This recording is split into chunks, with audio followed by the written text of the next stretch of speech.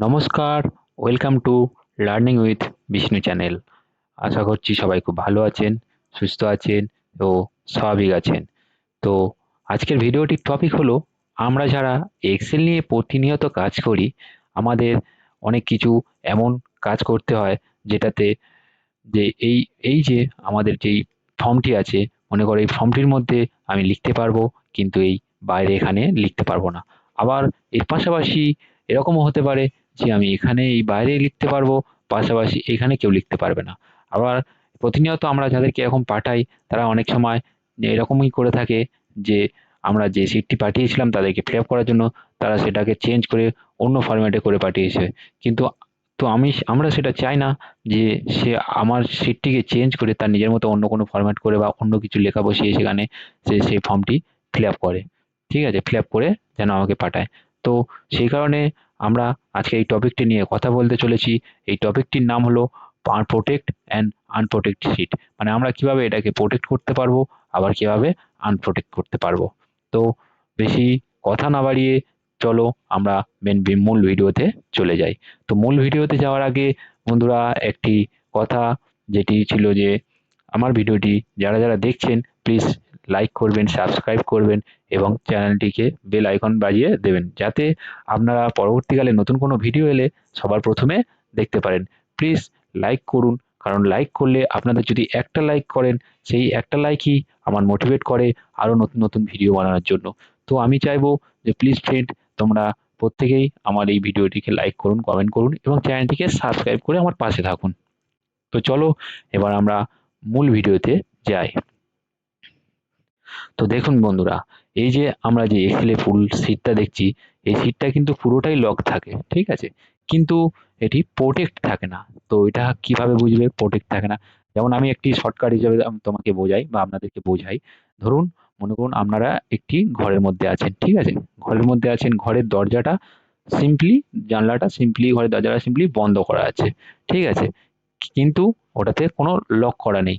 যখনই কেউ ঠেলবে ওটা অটোমেটিক্যালি খুলে যাবে, ঠিক আছে? কিন্তু যদি আপনি ওই দরজার গায়ে একটি তালা বা লক লাগিয়ে রাখেন, তো যদি কেউ বাইরে দিয়ে দরজাটা ঠেলে বা খোলার চেষ্টা করে, কিন্তু সহজে খুলবে না।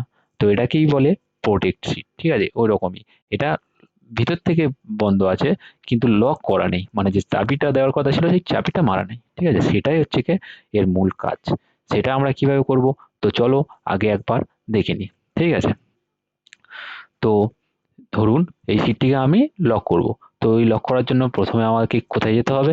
এই রিভিউতে, ঠিক আছে? রিভিউতে যাওয়ার পরে এই প্রোটেক্ট শিটে, এই দেখুন এই ডান দিকে উপরে প্রোটেক্ট শিট, এখানে গিয়ে আমাকে রাইট ক্লিক করতে হবে। তো রাইট ক্লিক করার পরে এখানে আপনাকে পাসওয়ার্ড দিতে হবে, ঠিক আছে? আপনি যে পাসওয়ার্ডটা মনে করবেন সেই পাসওয়ার্ডটা দেবেন, দিয়ে এটাকে লক করবেন, ঠিক আছে? যেমন 1 2 3 4, ঠিক আছে? আমি এই আবার রিকনফার্মেশন, ঠিক আছে? যেটা সব জায়গায় মূলত চেয়ে থাকে, একবার পাসওয়ার্ড মারার পর আরেকবার চেয়ে থাকে, দেখবেন বেশিরভাগ জায়গাতেই। তো সেম এখানে সেম জিনিসটাই হচ্ছে। তো 1 2 3 4 আমি এই রিকনফার্ম করে দিলাম, ঠিক আছে? তো এবার দেখুন বন্ধুরা, আমি যদি এখানে কাজ করতে চাই, তো আমি কোনো কাজ ফাজ কিছু করতে পারবো না, সব অ্যারো দেখিয়ে দেবে, ঠিক আছে? এখানে করতে গেলেও অ্যারো দেখিয়ে দেবে, ঠিক আছে? এখানে করতে গেলেও অ্যারো দেখিয়ে দেবে, কারণ আমি এটা প্রোটেক্ট করে দিয়েছি।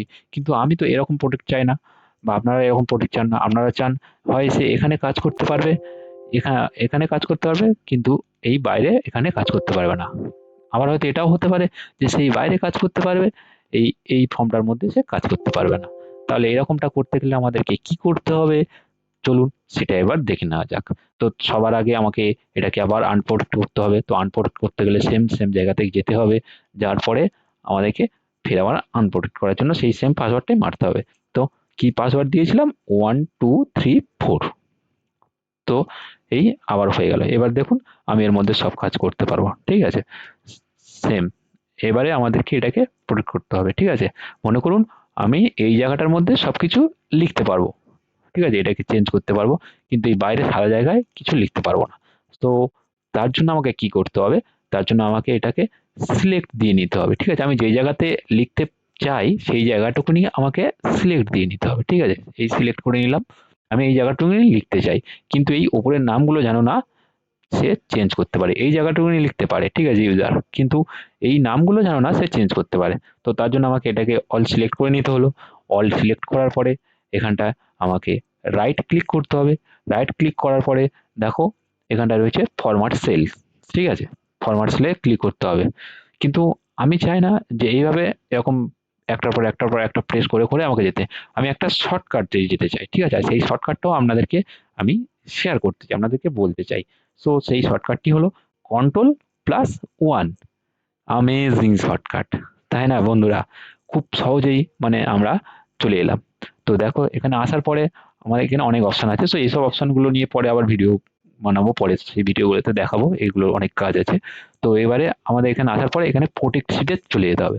তো এই প্রোটেক্ট শিটে আসার পরে দেখুন এখানে কি রয়েছে দেখেছেন, আমি যেটা বলছিলাম লক করা থাকে কিন্তু প্রোটেক্ট করা থাকে না, এখানে সব সিট লক করা থাকে, ঠিক আছে। তো এটাকে আমাকে আনলক করতে হবে, আনলক করার জন্য এখানে আমাকে রাইট ক্লিক করতে হবে এবং এখানে ওকে করতে হবে। তো এটা আনলক হয়ে গেল, ঠিক আছে। তো কিন্তু এই বাইরের সিটটা কিন্তু লক আছে, ঠিক আছে, দেখবেন দেখাচ্ছি। এই বাইরে এসে এই বাইরে এসে আমি Ctrl+1 প্রেস করলাম, দেখুন এটা লক আছে, লক দেখাচ্ছে তো, এটা লক দেখাচ্ছে। আবার আমি এই সেলের মধ্যে গিয়ে Ctrl+1 প্রেস করব, দেখুন এটা আনলকড।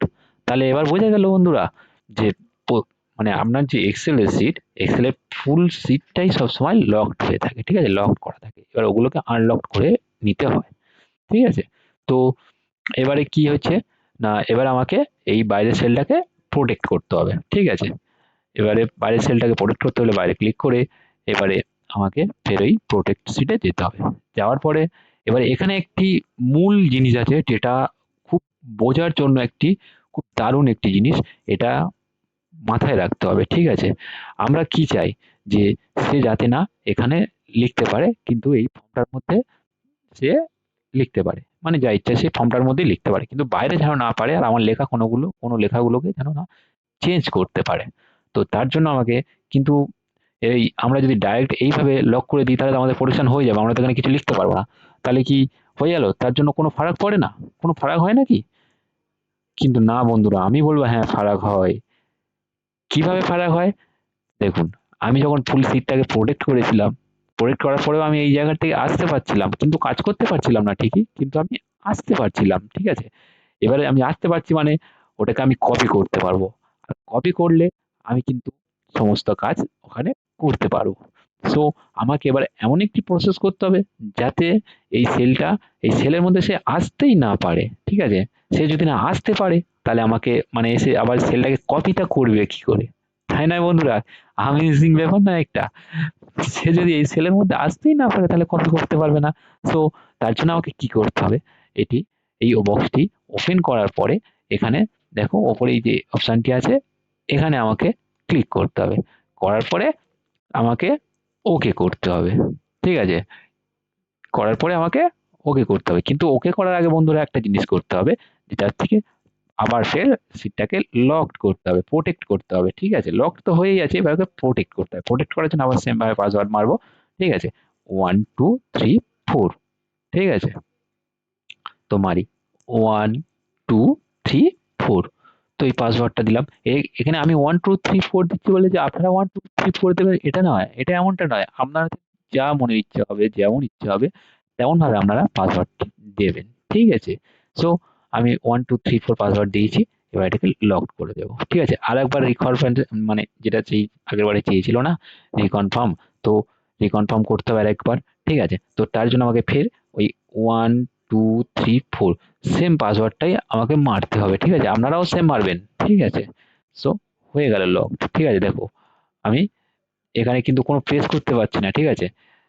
এখানে কিন্তু আমি প্রেস যা ইচ্ছা তাই কাজ করতে পারবো, যেমন দেখো এখানে লিখতে পারবো যা ইচ্ছা লিখলাম, ঠিক আছে, কিন্তু এখানে লিখতে পারবো না, ঠিক আছে। এখানে আমি লিখতে পারবো যা ইচ্ছা। এবার এটা যে করার পরে এবার দেখুন বন্ধুরা একটা জিনিস কি হয়েছে, আমি কিন্তু এইটার থেকে বেরোতে পারবো না, বাইরে কিবোর্ড দিয়ে আমি দেখাচ্ছি, এখান থেকে আমি কিন্তু বাইরে যেতে পারছি না। সো বাইরে যখন যেতে, এর মধ্যে যখন আমি এটার মধ্যে যখন এটা মাউস দিয়ে আসছি, এর মধ্যে যখন আমি আসতে পারছি না, এখানে কোনো ক্লিক করতে পারছি না, কোনো কাজ করতে পারছি না, তো তাহলে আমি নিশ্চয়ই কপি করতে পারবো না এটাকে, তাই নয় কি বন্ধুরা? তো আমি এর মধ্যেই সবকিছু করতে পারবো, ক্লিক করতে পারবো, সবকিছু করতে পারবো, ঠিক আছে। দেখুন কোনোভাবেই মনে চাইলেও কোনোভাবেই এখান থেকে কোনো জায়গায় যেতে পারবেন না, ঠিক আছে? শুধুমাত্র এর মধ্যেই আমাকে থাকতে হবে আর এখানেই সব কাজ করতে হবে, ঠিক আছে বন্ধুরা? সো এই দেখুন উপরে যেই হেডিংগুলো রয়েছে, হেডিংয়েও এমনকি হেডিংয়ে গিয়েও চেঞ্জ করতে পারবেন না, কারণ এটাকে আমি প্রোটেক্ট করে রেখেছি, ঠিক আছে? ও শুধুমাত্র এই জায়গাগুলোতে এই জায়গাগুলোতে মানে এই জায়গাগুলোতে শুধুমাত্র কাজ করতে পারবে, ঠিক আছে? আদার্স আর অন্য কোথাও না, ঠিক আছে? হেবি সুন্দর একটি কাজ না এটা এক্সেলের? তো বন্ধুরা প্লিজ প্লিজ আমার চ্যানেলটিকে লাইক করুন, সাবস্ক্রাইব করুন এবং কমেন্ট করুন, ঠিক আছে? আপনাদের লাইক, আপনাদের কমেন্ট, আপনাদের সাবস্ক্রাইব সবগুলোই আমাকে মোটিভেট করে। আপনারা যদি লাইক করেন আমার ভিডিওটি তবে র্যাঙ্ক হয়, তবে সব জায়গায় যেতে পারে, এবারে তবে ভিউজ হয়, ঠিক আছে?